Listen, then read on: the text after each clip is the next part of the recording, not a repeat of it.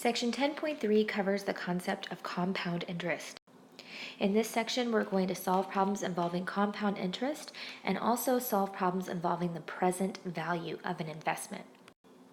An investment is the use of money or capital for income or for profit. There are two types of investment. In a fixed investment, the amount invested as principal is guaranteed and the interest is computed as a fixed rate. That's what we're going to look at today. In a variable investment, neither the principal nor the interest is guaranteed. So that's when your stocks, bonds, and mutual funds come into play. Interest that is compounded on the principal and any accumulated interest is called compound interest. You can do this month to month if you want, but it can be really time consuming if your loan is 360 months, which a typical mortgage is. So most people like to use a compound interest formula instead. The compound interest formula is A equals P times the quantity 1 plus R divided by N raised to the N times T. A is the amount that accumulates in the account. P is the principal or the amount of the loan.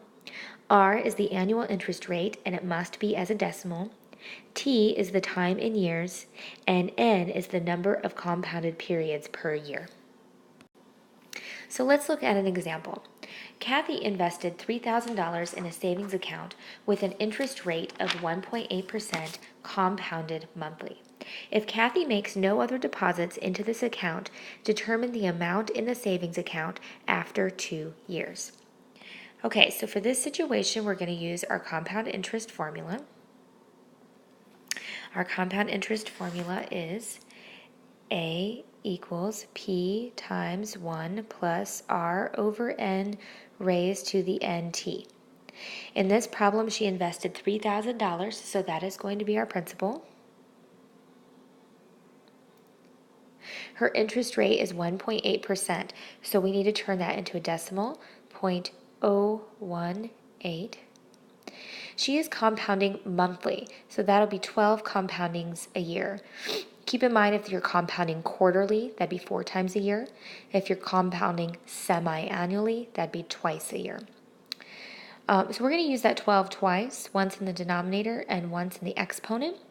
And she's going to leave the money in her account for 2 years. So if you're doing this by hand, the first thing I recommend you do is complete what's in the parentheses. So we would take 1 plus 0.018 divided by 12, which would give you 1.0015 in the parentheses. You'll need to take 12 times 2, which is 24. Then you want to do your exponent, 1.0015 raised to the 24th power, which is 1.036627885, and then you'll multiply that by 3,000, which is $3,109.88 if you round to 2 decimal places. Now, it's fine to do it like that. You can also enter it into your calculator in all one step, and let me show you what that would look like. It's just a matter of typing it properly.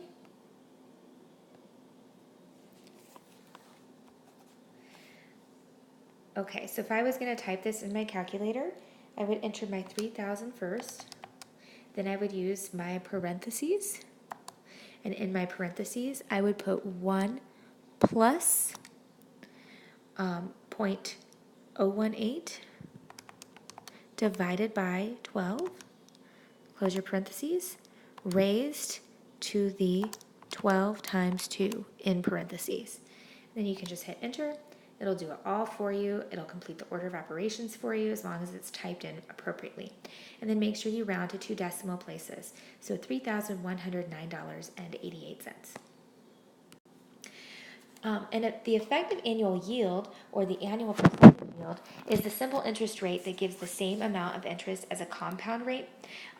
Investors often look at the effective annual yield because some investments compound differently than others, and so it's hard to compare apples to apples if you have 2 different compoundings and 2 different interest rates. So a lot of times they will look for the effective annual yield.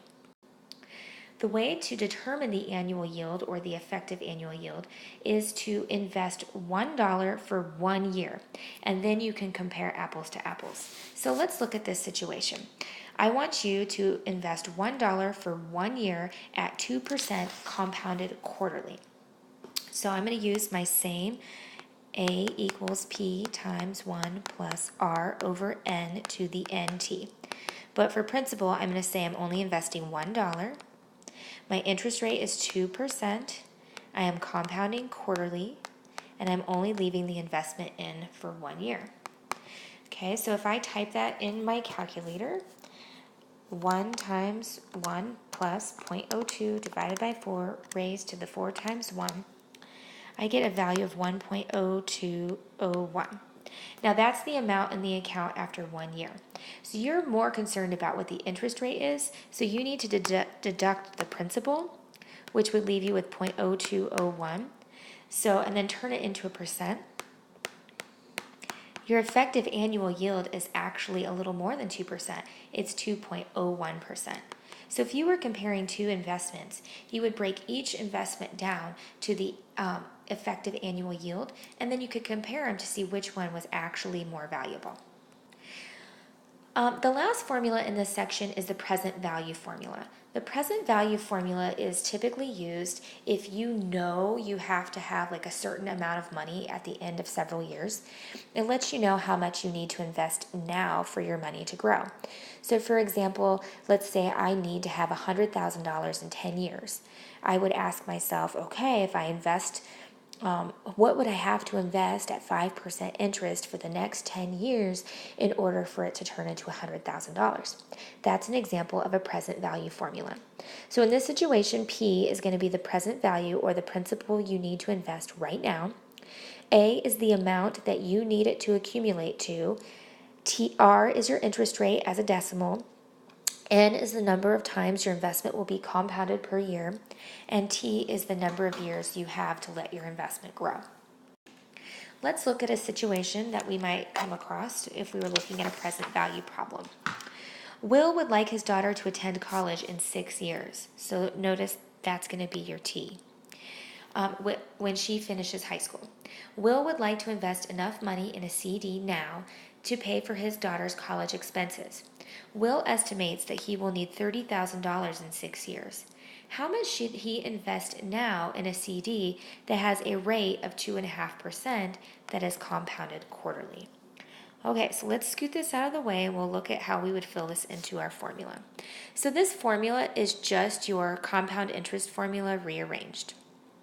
Okay, so to figure this out, you need to take the present value is going to equal the amount he needs in the account divided by 1 plus R over N raised to the NT.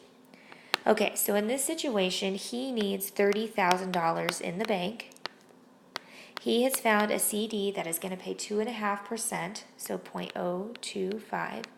They are going to compound it quarterly, which is 4 times a year. And he is going to leave the investment in for 6 years. Okay, so if you were doing this by hand, the first thing I would do is figure out what the denominator is. So I would take 1 plus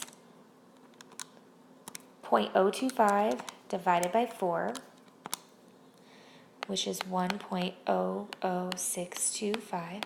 I would take 4 times 6. I would take that decimal you just found and raise it to the 24th power, which is 1.161292018. And then I would take $30,000 and divide it by that amount, which is going to give you $25,833 and 0.295. So remember, we need to round to 2 decimal places, so that 5 is going to make you go up to 30 cents. So he needs to invest $833 and 30 cents. Now, can your calculator do this? Sure. You just have to be very careful with how you go to type it in.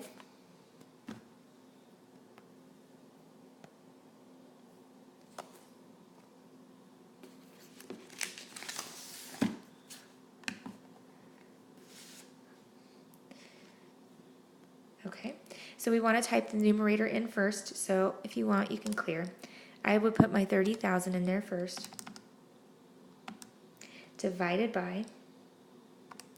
Then I'm going to put a set of parentheses for my 1 plus 0.025 divided by 4 raised to my 4 times 6.